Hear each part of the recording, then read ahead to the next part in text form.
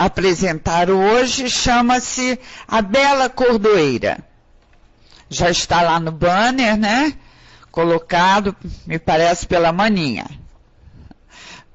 Bem, amigos queridos, nós vamos então começar dizendo que Kardec, nesse artigo, ele aborda a biografia resumida de Louise Charly, que é o espírito que vai dar a entrevista que nós vamos ver hoje.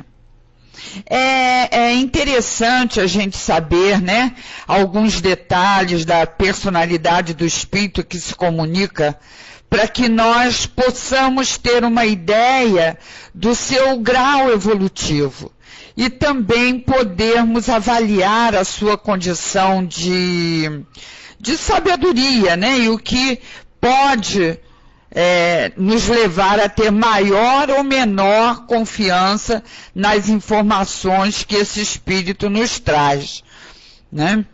Então, sabendo mais ou menos quem é ela, pela sua resumida biografia, a gente pode fazer uma avaliação e valorizar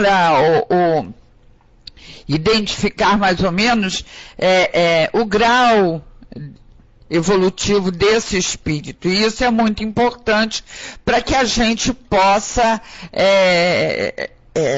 vamos dizer, dar crédito ou não, né, às informações que o espírito nos traz, porque nós sabemos que não podemos acreditar em todos os espíritos, como nos ensinam os espíritos evoluídos que vieram trazer a codificação, como nos diz Kardec também, né? Então por isso Kardec fazia tanta pergunta para os espíritos que estavam se comunicando. Ele precisava saber quem era, né?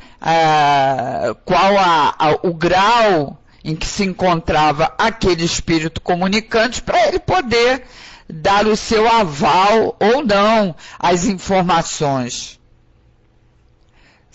né? Bom, então Kardec nos dá a seguinte notícia sobre esse espírito, Louise Charly. Louise Charly, chamada Labé, cognominada a Bela Cordoeira, nasceu em Lyon durante o reinado de Francisco I. Era de uma beleza perfeita e recebeu uma educação muito cuidadosa.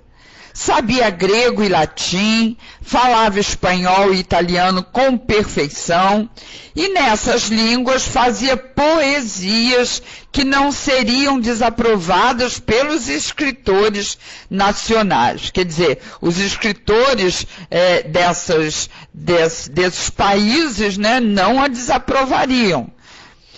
Então, treinada em todos os exercícios corporais, conhecia a equitação, a ginástica e o manejo de armas. Dotada de um caráter muito enérgico, ela se distinguiu ao lado de seu pai entre os mais valentes combatentes do cerco de Perpignan, em 1542, travestida como Capitão Louis.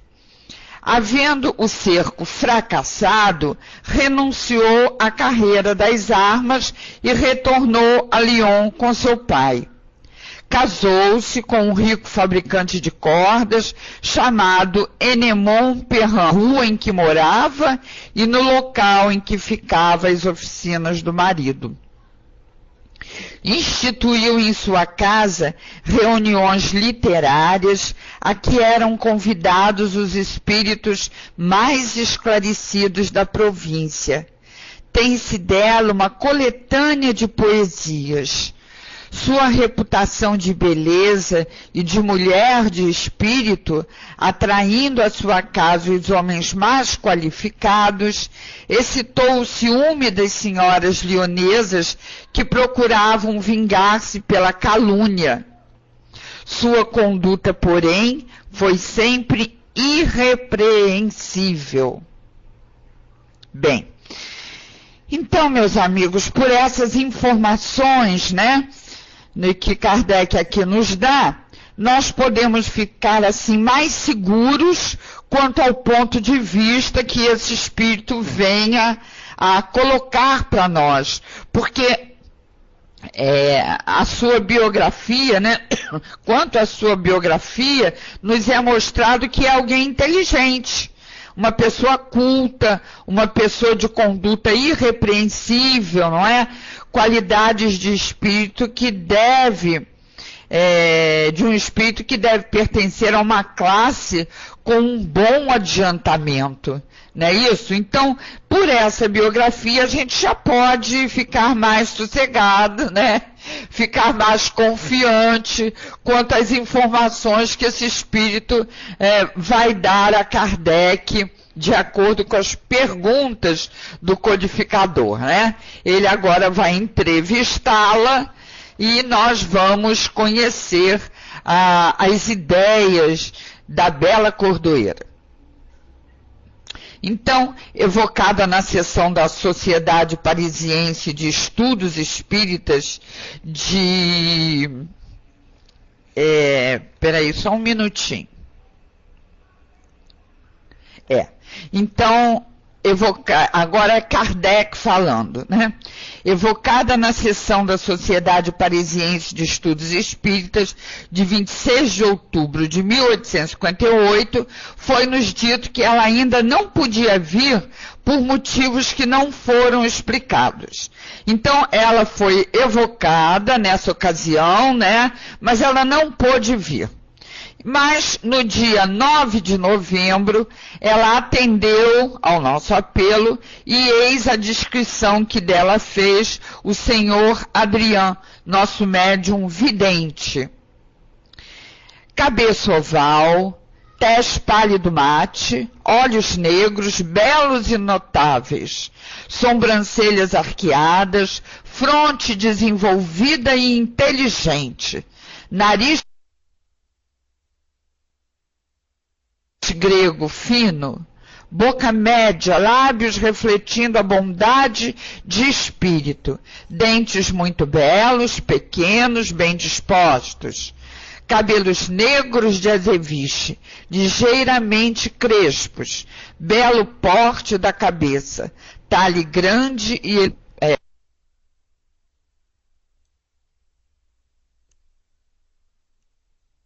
pela descrição, né, uma belíssima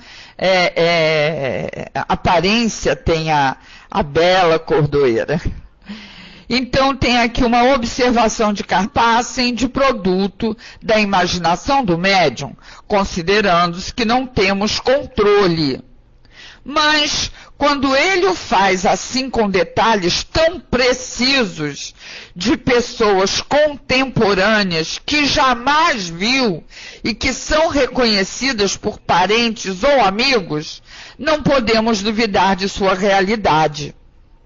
Né? Então, aqui Kardec está dizendo que são tantas minudências, né? São tantos detalhes que as pessoas que conviveram ou que conheceram reconhecem. Então, não se pode duvidar do médium, né? Ou da capacidade de vidência desse médium. Bom, Kardec continua. Daí podemos concluir, desde que vê a uns com uma verdade incontestável, poderá ver os outros. Outra circunstância que deve ser levada em consideração é que sempre vê o mesmo espírito sob a mesma forma. E ainda que se passasse diversos meses de intervalo, a descrição não sofreria qualquer alteração. Seria preciso nele supor uma memória fenomenal para imaginarmos que se lembrasse dos mínimos detalhes de todos os espíritos cuja descrição tenha feito e que se contam às centenas. Bom, então, é para nós motivo de tranquilidade, né? A forma como Kardec analisa os médiuns que estão servindo de intermediário entre o lado de cá e o lado de lá, para as comunicações que depois ele viria a nos passar, Kardec, né, viria a nos passar. Então, ele analisava sempre essas mediunidades, procurava observar, comparar e tal, e só passava como verdade quando ele tinha total certeza de que aquele médium era digno de confiança, né? Gente, vocês estão com som ou é só a Jandira que está sem som? Hein? Com som, gente?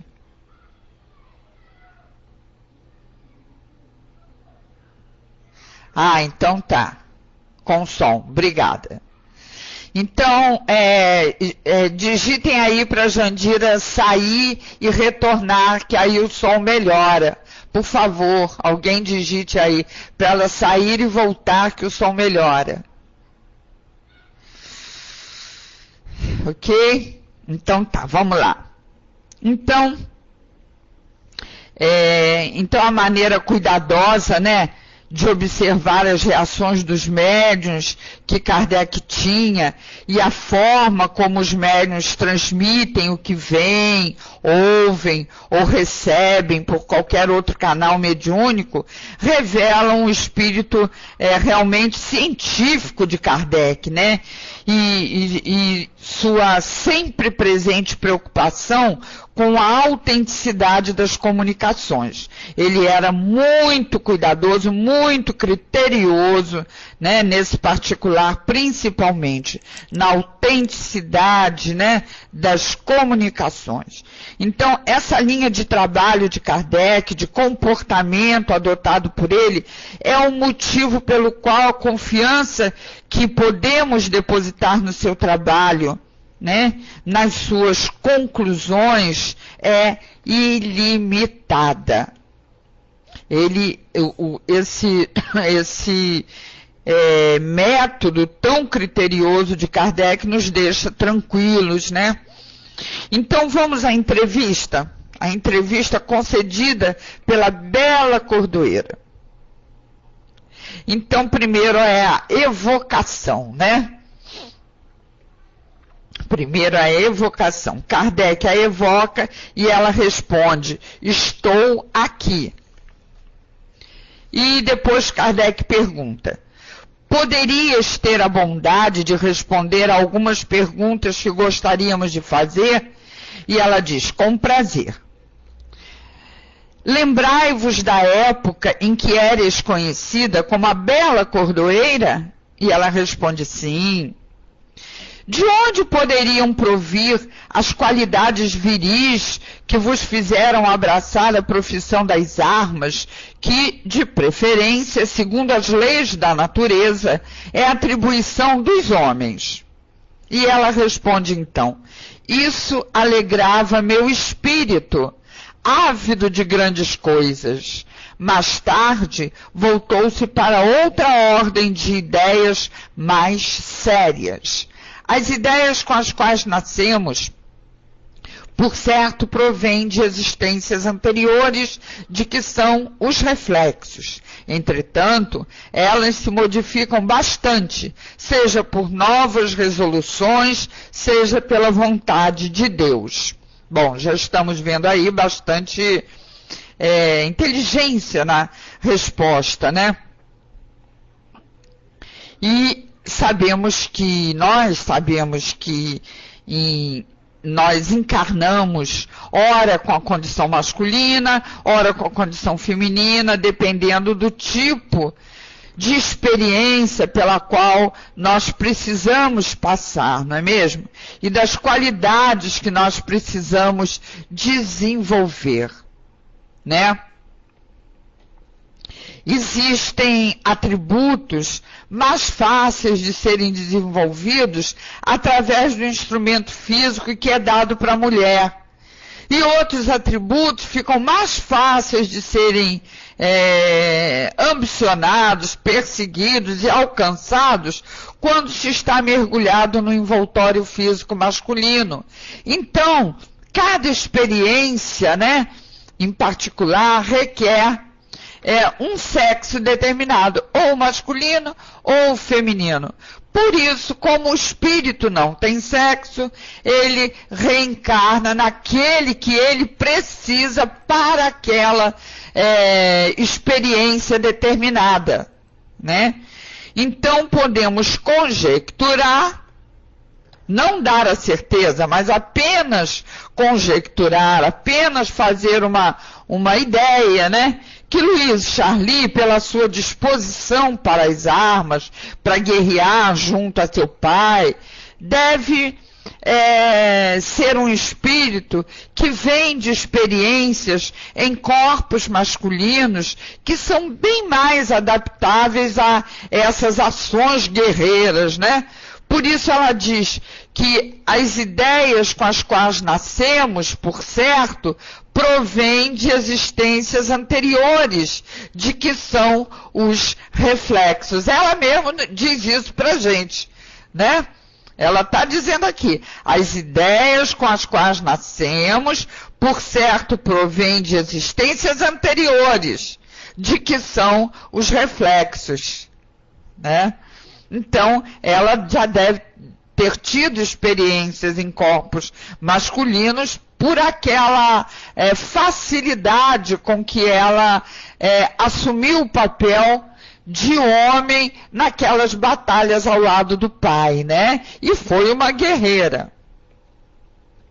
Quer dizer, se ela nasceu como mulher, mas com algumas ideias ou com alguns pendores próprios do sexo masculino, é porque em existências anteriores ela veio à Terra como homem.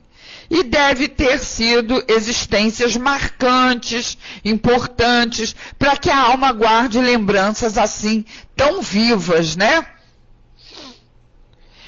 Mas na atual encarnação, como a bela cordoeira, depois de algum tempo, esses pendores masculinos foram se enfraquecendo e a sua condição feminina prevaleceu. Não é, gente? A gente está vendo aqui. Então, isso é uma coisa muito interessante da gente meditar, da gente procurar concluir, né? Que, olhem só, depois de algum tempo, esses pendores, né, que ela trazia de outras vidas, pendores masculinos, foram realmente se enfraquecendo e prevaleceu a sua condição feminina atual. Kardec quer saber por que isso aconteceu. E, por causa disso, ele faz a seguinte pergunta, é a número 5. Por que esses gostos militares não persistiram? E como puderam, com tanta rapidez, dar lugar aos gostos femininos? Interessante, né? E ela responde: vi coisas que não desejo que vejais. Quer dizer, como guerreira, né, lá com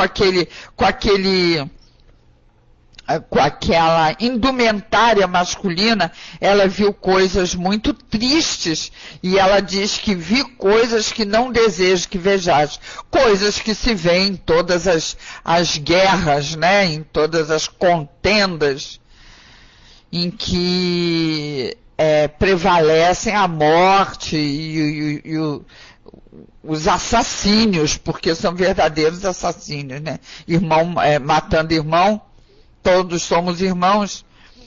Então vemos por essa resposta que certas situações, certas experiências podem ser tão traumáticas que podem nos levar a mudar numa mesma encarnação os nossos gostos, os nossos pendores, as nossas tendências, né? E isso, ela, por exemplo, ela mudou por quê? Ela mudou porque não quis sofrer aquela, não quis continuar naquela, persistir, né? Naquele papel para não sofrer. Porque, como ela mesmo diz, que viu coisas que não deseja que vejais. Quer dizer, coisas bem sofridas, né? Coisas que abalaram seu espírito. a sua sensibilidade, abalaram a sua sensibilidade. Então, no caso de Louise Charly, ela diz que viu coisas que não deseja que ninguém veja. Ela naturalmente se refere aos horrores da guerra, ao sofrimento e à morte que devem tê-la impressionado bastante a ponto de fazê-la voltar-se para o seu lado feminino, né? Ela abandonou o seu lado, as suas tendências mais masculinas e voltou-se para o seu lado feminino. Ela desistiu das ações mais enérgicas, mais viris, que seriam mais apropriadas aos homens, e não quis mais saber de lutas, nem de batalhas, nem de guerras. Então, o fato dela ter vindo com a indumentária feminina, nessa encarnação, dotada dos hormônios próprios desse sexo, né? Embora ela seja um espírito muito evoluído, mostra a necessidade dessa alma de abrandar a sua índole, ainda um tanto guerreira, como nós estamos vendo, né? Gente, ó, vocês estão tão caladinhos, vocês podem participar à vontade, viu? Deem aí os seus palpites, as suas opiniões, que serão muito bem-vindas. Senão eu vou ficar falando aqui sozinha, que nem um papagaio. Bom, então vamos lá. Tá bom, Miriam. Agora, na pergunta número 6, Kardec quer saber o seguinte. Eres contemporânea de Francisco I e de Carlos V. Poderias dar vossa opinião sobre esses dois homens, fazendo um paralelo entre eles? E a resposta foi a seguinte: não quero julgar. Eles tiveram defeitos, vós o sabeis. Suas virtudes são pouco numerosas, alguns traços de generosidade e estudo. Deixai esse assunto de lado. Seus corações poderiam sangrar ainda. Eles sofrem bastante. Bom, então vamos ver o seguinte.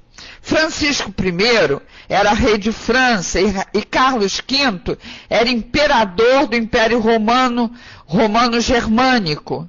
Ambos viveram nos idos do século XVI e guerrearam entre si. Francisco I da França e Carlos V, imperador romano-germânico. Louise Charly está mostrando ser um espírito já propenso à caridade, né, gente? Quando ela se nega a julgar Francisco I e Carlos V, porque, como ela diz, os corações dos dois poderiam sangrar ainda. E olhem que 3 séculos já haviam se passado desde que eles viveram na Terra como reis, né? Até aquele momento em que ela estava dando a mensagem. 3 séculos. E o coração deles ainda poderiam sangrar pelo mal que fizeram, né? Mas realmente a responsabilidade pelo sofrimento levado ao nosso próximo, o gosto pelo poder, a ambição, são coisas que se transformam em verdadeiras algemas na pátria espiritual, né, pessoal? Algemas que nos prendem ao remorso, que nos prendem ao arrependimento, que nos paralisam a nossa marcha, né? Por isso, ela está dizendo que relembrar o que os 2 reis fizeram, porque como guerreiros eles foram responsáveis por muitas mortes e por muitas atrocidades, né? Lembrar isso, poderia fazer com que a ferida, aberta pelo remorso, pela culpa, voltasse a sangrar. E ela, naturalmente, por compaixão, né, por caridade, não queria isso para eles, né? Deixa eu ver aqui o que a Cris está colocando. A necessidade de ter experienciado algo dado como masculino ou feminino, ou se basta ter o desejo. exemplo, desejei vir nesta encarnação como militar, mesmo em corpo de mulher, porque não pude proteger minha família numa guerra qualquer, porque era mulher, e na época tal condição me impedia. A gente escolhe, né, as nossas provas, né, Cris? Nós escolhemos as nossas experiências, é isso que os espíritos nos ensinam. Que quando nós estamos na parte espiritual, nós temos uma abrangência muito maior das nossas necessidades. Então, nós escolhemos as experiências que nós mais necessitamos passar para evoluir, né? Para nos aprimorarmos espiritualmente, para andarmos para frente, ou para vencermos, né? Vamos dizer, atributos menos felizes que nós temos ainda, que ainda carregamos, mas que precisam ser extirpados. Então, através dessas experiências reencarnatórias, nós podemos fazer dar esses passos para frente, né? Se esse tipo de encarnação pode ser a primeira por um desejo. Como eu estou dizendo a você, nós escolhemos. Se você tem esse desejo, você pode escolher vir dessa forma. Pode ser a primeira dessa forma, não é isso que você quer saber? Pode ser a primeira nessa situação em que você colocou. Pode ser a primeira, pode ser a segunda. Isso vai depender da sua vontade, do seu desejo e da sua necessidade, principalmente. Porque às vezes a gente tem um desejo, mas não é bem aquilo que a gente necessita, né? Porque nós, como espíritos ainda muito falhos, podemos nos enganar nos nossos desejos, né? Nossos desejos podem nos enganar. Mas nós temos nossos amigos espirituais, nossos mentores, que estão ao nosso lado nos dizendo, não é isso que você precisa, nos dando intuições, né? Nos dando diretrizes que nós vamos aceitar ou não. Mas que, se formos espertos, nós vamos sempre aceitar as diretrizes dos nossos amigos, dos nossos mentores, né? Não é isso, gente? Bem, eu espero ter entendido e esclarecido você, viu, Cris? E desculpe se eu não consegui. Bom, vamos então continuar para ver se eu consigo chegar até o final da mensagem. Bom, vamos lá. Então, como ninguém quer sofrer, né, gente? Como ninguém pode encontrar felicidade no sofrimento, e como a felicidade é a nossa eterna meta, nós vamos desenvolvendo a inteligência através do esforço para resolver nossos problemas e assim nos livrarmos de situações que nos fazem infelizes, né, Cris? É isso que acontece, a gente vai escolhendo situações que vão nos ajudando a nos livrarmos das nossas mazelas, né? Bom, a preocupação com o futuro é uma coisa compreensível. Agora a preocupação em demasia é que não deve acontecer, porque nós sabemos que Deus está à frente de tudo, né? E o que não está nas nossas mãos resolver, não adianta que a gente se preocupe. Está nas mãos dele, está nas mãos de Deus, e não há necessidade de preocupação, né, Rosa? Preocupados todos nós somos, porque ainda somos muito imperfeitos, né? E não sabemos entregar de corpo e alma a Deus. Mas nós vamos chegar lá. E quando a gente conseguir fazer isso, nós não vamos mais nos preocupar, né?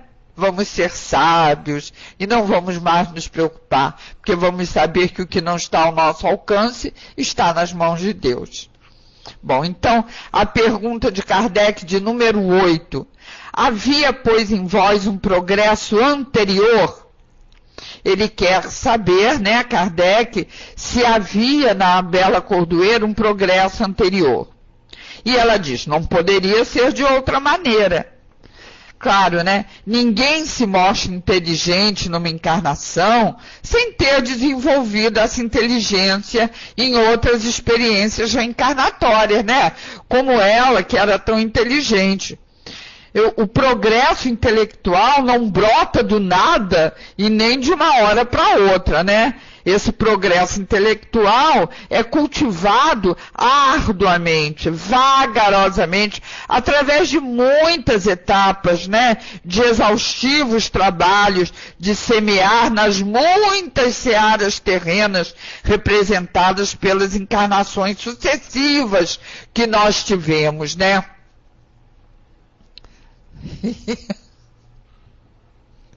Eu estou lendo aqui o que a Rosa botou. Não foi Deus que mandou o meu chefe pôr na rua, não. Com certeza que não. Foi uma escolha dele, né, Rosa? E se ele estiver enganado, ele vai ter que arcar com as consequências, né? Se ele estiver enganado.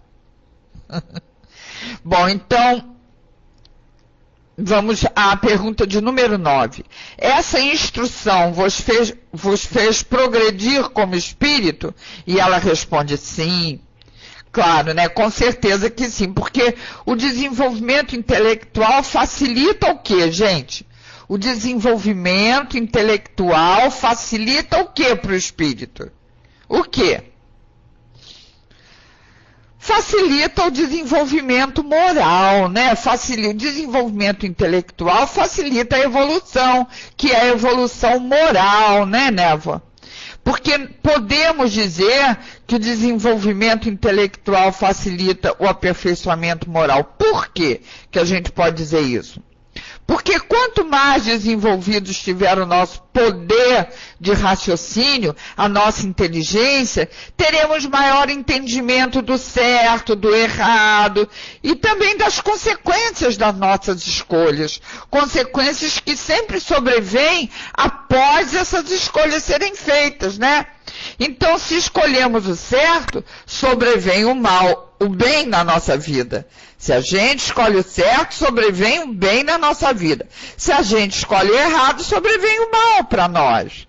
É a velha história da semeadura que é livre e da colheita que é obrigatória, né?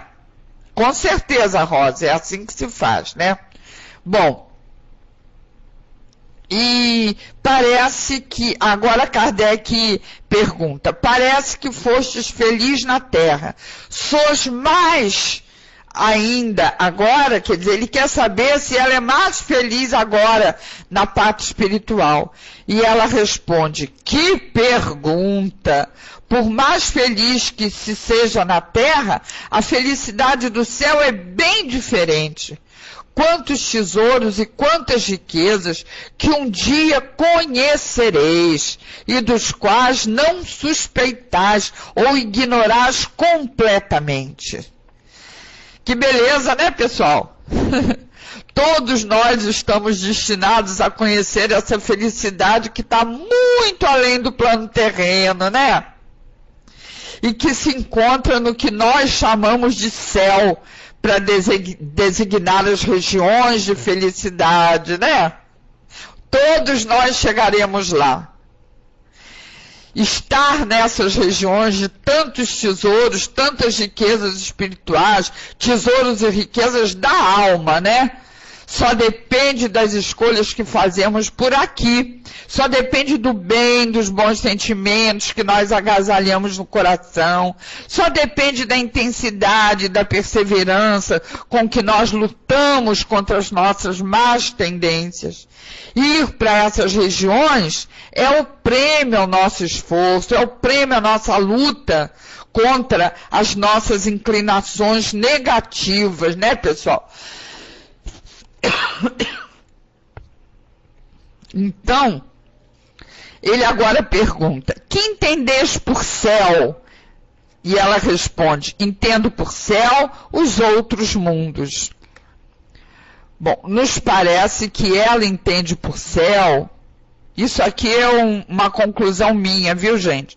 Parece que ela entende por céu as regiões felizes, que são o plano espiritual de mundos superiores, né? Para ela, céu é isso, são as regiões felizes, que são o plano espiritual dos mundos superiores. Porque cada mundo, né? Cada planeta, cada mundo físico tem a sua região, a sua contraparte espiritual, né? O seu mundo espiritual. Então, os mundos mais evoluídos têm naturalmente os seus mundos espirituais muito mais evoluídos também. São verdadeiros céus para nós, né? Bom, agora aqui na 12. No momento que mundo habitais? E ela responde: habito um mundo que não conheceis, mas a ele estou pouco vinculada. A matéria prende-nos pouco. Bom, aí, naturalmente, quanto mais evoluído for o espírito, menos ele sofre a atração da matéria do mundo que ele habita, né? Em algumas narrativas mediúnicas, nós vemos espíritos dizendo que num mundo muito evoluído, os espíritos que aí habitam, e que só podem ser, logicamente, muito evoluídos também, não sofrem a atração da matéria como nos mundos pouco evoluídos, né? E aí Kardec pergunta: é Júpiter? Ele quer saber se ela está em Júpiter. E ela responde: Júpiter é um mundo feliz, mas pensais que dentre todos somente ele seja favorecido por Deus? São tão numerosos quanto os grãos de areia do oceano. Então ela está dizendo que mundos felizes como Júpiter são tão numerosos como grãos de areia no oceano. Que maravilha saber disso, né, gente? Saber que existem tantos e tantos e infinitos mundos felizes, né? E que um dia nós habitaremos um deles. E Kardec pergunta: conservaste a verve poética que possuíeis aqui? E ela responde: responderei com prazer, mas receio chocar outros espíritos ou me colocar abaixo do que realmente sou. Isso faria com que minha resposta vos parecesse inútil, induzindo-vos em erro. Bom, com essa resposta, nos parece que ela não quer chocar ninguém, mostrando assim a sua elevação intelectual e moral, né? O que pareceria vaidade. Mas também ela não quer se colocar abaixo do que realmente ela é, porque seria mentir sobre a sua condição. E por isso ela receia falar das suas qualidades, porque mostrar as suas qualidades é dar testemunho da sua evolução. E poderia dar a impressão de vaidade, poderia dar a impressão de orgulho, né, gente? Gente, olha, vocês me perdoem por não estar cumprimentando os que chegam, porque eu tenho aqui eu tenho que completar essa mensagem, essa entrevista de Kardec, esse artigo, né? E o tempo já, daqui a pouco ele acaba. E eu não consigo. Então, mas eu quero que saibam que todos os que chegaram, todos os que estão chegando, são muitíssimo bem-vindos à nossa salinha, viu? O Freestone está dizendo: evidentemente, se humanoides habitam Júpiter, serão de outra matéria que não a nossa aqui da Terra, dadas as condições daquele enorme planeta. Com certeza. Em cada planeta, né, há de se adaptar a matéria que nele deverá habitar. Bom, então vamos à pergunta de número 15. Poderias dizer-nos em que posição poderíamos colocar-vos entre os espíritos? E ela diz, não há resposta. Ela aqui, logicamente, não quer responder para não parecer superior, né? Mas aí Kardec vai e faz essa pergunta para São Luís. Então ele pergunta assim para São Luís, poderia São Luís responder a isso? E São Luís responde, ela aí está, não posso dizer aquilo que ela não quer dizer. Não vedes que entre os espíritos que evocais ordinariamente, ela é um dos mais elevados? Aliás, nossos espíritos não podem apreciar exatamente as distâncias que os separam. Para vós, elas são incompreensíveis e, todavia, são imensas. Então, com isso, São Luís disse o que ela não queria dizer, que ela é um espírito elevado, né? Ela não quis dizer isso. Bom, agora na pergunta de número 16. Kardec pergunta a Louise Charly, sob que aparência vos achais entre os espíritos? E ela diz, Adrián acaba de me descrever. Eu creio aqui que ela está se referindo a São Luís, né? Que foi ele que acabou de descrevê-la. E na 17, por que essa forma em vez de outra? Porque, enfim, no mundo em que vos encontrais, não sois tal qual éreis na terra. E ela responde, fui evocada como poetisa, e assim vim. E na pergunta de número 18, Kardec quer saber, poderias ditar-nos algumas poesias ou um trecho literário qualquer? Ficaríamos felizes com... Ficaríamos felizes em ter algo vosso. E ela responde, procurai os meus escritos antigos. Não gostamos dessas provas, principalmente em público. Faloei, contudo, de outra vez. Aí tem uma observação aqui de Kardec. Sabe-se que os espíritos não gostam de ser testados. E as perguntas dessa natureza têm sempre mais ou menos esse caráter. É sem dúvida por isso que quase nunca aquecem. Quer dizer, os espíritos não gostam de ser testados, né? E quando eles sentem que estão sendo testados, eles não gostam, eles se recusam, né? Então, ele continua dizendo, Kardec, espontaneamente, e quando menos esperamos, dão-nos por vezes as coisas mais surpreendentes, aquelas provas que em vão lhes teríamos solicitado. Mas quase sempre basta que se lhes peça uma coisa para que se não a obtenha. Eles gostam de dar, mas de espontânea vontade, né? Sobretudo se percebe um sentimento de curiosidade. Os espíritos, principalmente os elevados, querem assim provar-nos que não estão às nossas ordens. Então temos aí uma lição e um alerta. Os espíritos sérios, elevados, não gostam de curiosos, viu, gente? Então, Kardec diz o seguinte, no dia seguinte, a bela cordoeira ditou espontaneamente, através do médium escrevente que lhe servia de intérprete, o seguinte, vou ditar o que te prometi, não são versos, pois não os quero fazer. Aliás, não mais recordo os que fiz, e não os apreciaríeis. Será a prosa mais modesta. Então, a gente vai encerrar aqui esse nosso encontro de hoje,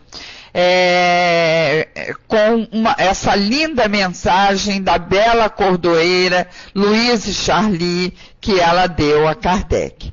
Então ela diz o seguinte: na terra exaltei o amor, a doçura e os bons sentimentos. Falava um pouco do que não sabia.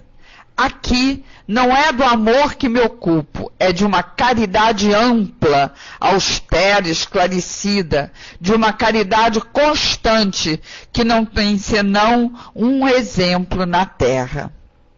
Homens, pensai que depende de vós ser felizes e fazer do vosso mundo um dos mais avançados do céu. Tereis de fazer calar os ódios e as inimizades, esquecer os rancores e as cóleras, perder o orgulho e a vaidade. Deixai tudo isso de lado, semelhante a um fardo que cedo ou tarde precisais abandonar. Esse fardo, bem o sei para vós, é um tesouro na terra. Por isso tendes mérito em o abandonar e em perdê-lo. Mas no céu ele se torna um obstáculo à vossa felicidade. Crede, pois, em mim. Apressai vosso progresso. A verdadeira felicidade é aquela que vem de Deus. Onde encontrarias prazeres que valham as alegrias que Ele dá a seus eleitos, a seus anjos? Deus ama os homens que procuram avançar em seu caminho. Contai, pois, com seu apoio. Não tendes confiança nele? Julgais que seja perjuro, que não vos deveis entregar a ele completamente, sem restrição? Infelizmente, não quereis entender, ou poucos dentre vós entendem. Preferis o hoje ao amanhã. Vossa visão restrita limita vossos sentimentos, vosso coração e vossa alma, fazendo com que sofrais para progredir em vez de avançar naturalmente e facilmente pelo caminho do bem, por vossa própria vontade. Porquanto o sofrimento é o meio que Deus emprega para vos moralizar. Não eviteis, pois, essa via segura, embora terrível para o viajante. Terminarei por vos exortar a não mais encarardes a morte como um flagelo, mas como o portal da verdadeira vida e da verdadeira felicidade. Louise Charly. Então, essa foi a mensagem, né, trazida pelo nosso estudo da noite de hoje, nesse belo artigo da Revista Espírita de dezembro de 1858, a bela cordoeira. Né? Muito bonita a mensagem e realmente as palavras finais de Louise Charly são diretas ao nosso coração, ao nosso entendimento, né, minha gente? Que a gente possa tirar proveito dessas palavras, né, que fiquem no nosso coração e que a gente, pouco a pouco, vá conseguindo colocar em prática, né? Ok. Então, para encerrar o nosso estudo, nós gostaria de saber se alguém quer fazer a prece de encerramento do estudo. Se alguém quiser fazer a prece de encerramento, é só levantar a mãozinha. Caso ninguém levante a mãozinha, eu farei a prece, então, de encerramento. Agradecendo, em primeiro lugar, a presença de todos, a paciência, o carinho de terem ficado aqui, nos ouvindo, né? E participando, com as suas vibrações, com o seu carinho. E nós vamos, então, pedir a todos que elevem o pensamento nesse momento para que todos nós juntos digamos ao nosso Pai Celeste: obrigada, Pai, por mais esses momentos tão felizes, tão harmoniosos, em que a paz nos foi concedida para que pudéssemos fazer esse trabalho aqui em conjunto, nós todos, e aprendermos mais um pouco com um espírito tão elevado que é o da bela Cordoeira. Que possamos estar sempre atentos a esses ensinamentos, a esses alertas, para podermos aproveitar a nossa estadia aqui na Terra e darmos mais alguns passos em direção à felicidade que traz a perfeição espiritual. Graças a Deus, e que assim seja.